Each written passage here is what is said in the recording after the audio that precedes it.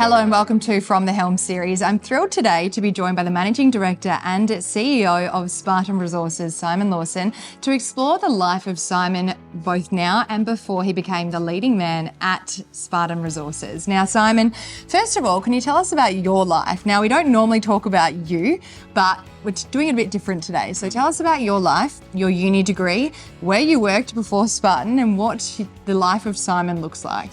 Sure. So I'm originally a Kiwi, trained as a geologist in the more classical sense, because in New Zealand, being a geologist is more of a career decision that doesn't necessarily lead to a lot of wealth.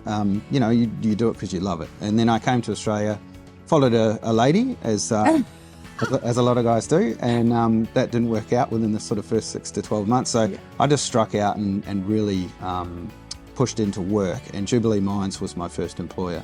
Yeah. And Kerry Jimenez and we've just caught up recently at this where we are now, and it's, what he did for me as a junior really instilled a lot of what I carry now, which is to look after my staff, make sure that one pillar of the business, the people, is well looked after, well crafted, right people in the right place to do the right things, and that's mainly my focus. Is coming from university, doing a geology degree. I did a master's because I wanted to get into the research side, but I really fell in love with mining geology. So working with Jubilee was great, underground mining, very successful company, taken over for $3.1 billion in one of the biggest takeouts at the time.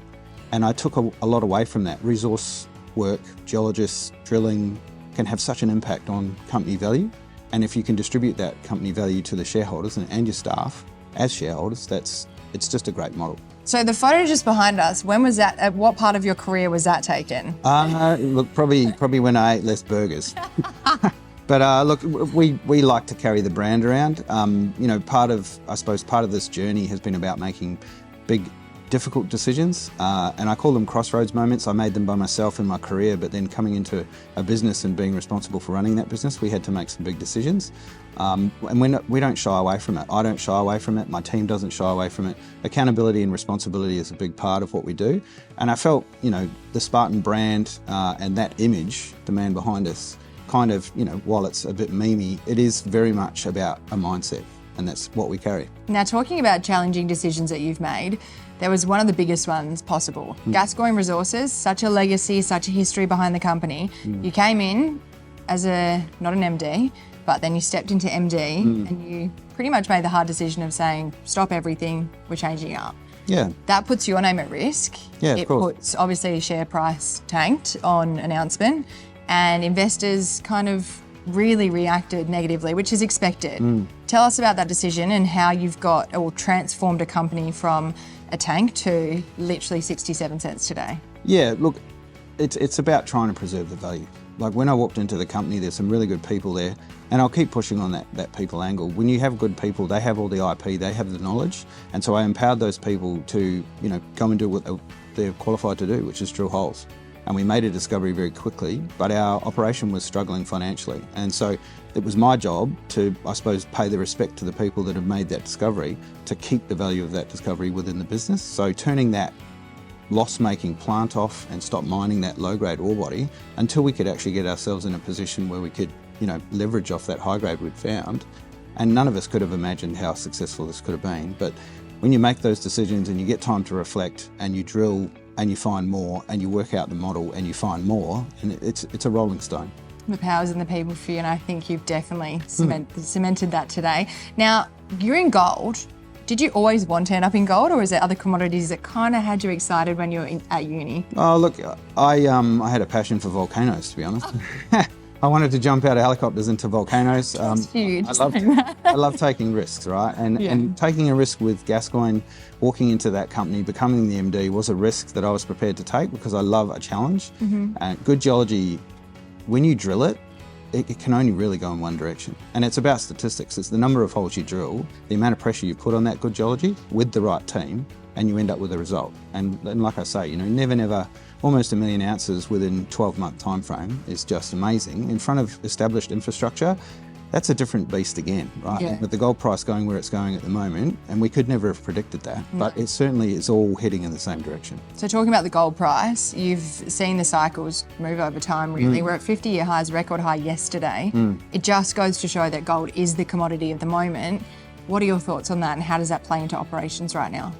Well, look, we never rely on anything we can't control. Obviously, we love the fact that the gold price is going up. We have been waiting for it to go for a little while, given the sort of political uncertainties around the world. Yeah. It's generally hooked to that, but we've seen real momentum come into that gold price, and that's obviously very favourable for all of the scenarios we're working on at the moment. With an incredibly high-grade ore body, very tabular, with the right team around it, with the appointment of a COO who knows how to get these things out of the ground. He's a master at moving rock from one place to another. I'm a master of finding it, and that's, you recognise your skill sets, and I suppose the Spartans, again, were humble enough to understand that everyone's a specialist in what they do, and to empower people to do their job. So Craig is a big part of what happens next. Absolutely. Now, as an MD and CEO, you don't just have to look at or control a board and look after the board. You have to look after shareholders, employees. Correct. Getting the gold out of the ground. There is so much you have to do, and finance everything. How do you juggle all of your commitments, be a family man, and get some time for Simon on the side? Yeah, look, that's probably a question for my wife as well, and my kids. But, it is difficult. I worked FIFO for 16 years, so I know what it's like to walk away from your family and be away, and my wife does as well, and so do my kids. So, they're used to seeing me go away and come back, and we try to have very enriching times when I do come home. So I'm very close with my kids, very close with the wife. We try to spend a lot of time, on holiday and just as a family unit. This is a struggle, but it has an outcome, and it looks, really, really positive at the moment. What is the biggest challenge you faced in your career to date?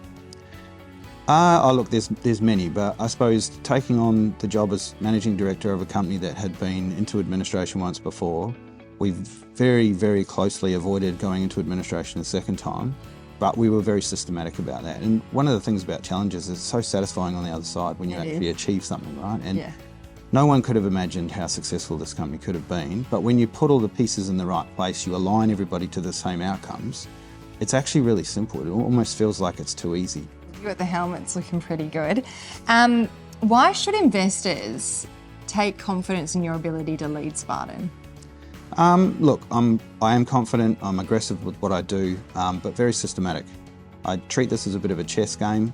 Every counter move needs to have a move that triggers, and you're thinking sort of 2 or 3 moves ahead.